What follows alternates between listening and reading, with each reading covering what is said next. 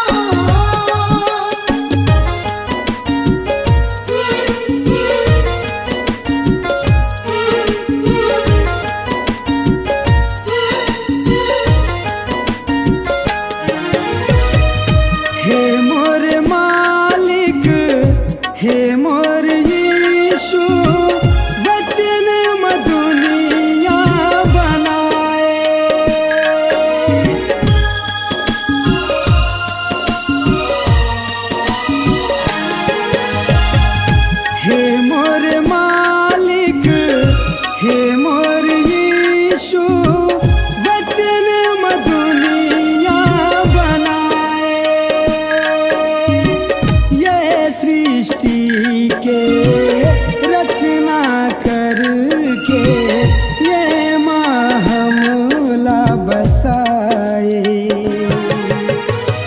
ये सृष्टि के रचना करके ये महमला बसाए। मोर जिंदगी माया के मोर जिंदगी बचा दे। मोर जिंदगी माया के मोर जिंदगी बचा दे। तोर महिमा होने पावे यीशु नासरी। तोर दया मोरो बर हो जावे यीशु नासरी। तोर दया मोरो बर हो जावे।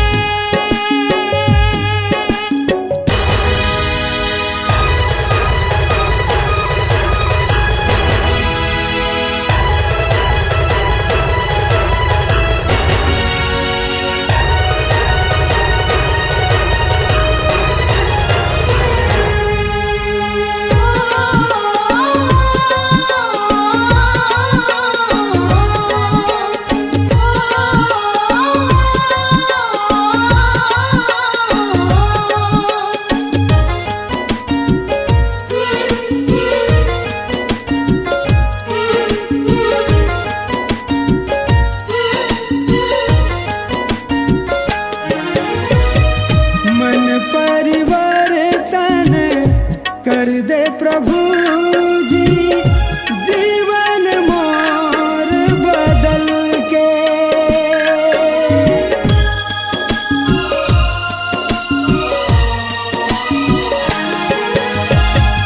मन परिवर्तन कर दे प्रभु जी।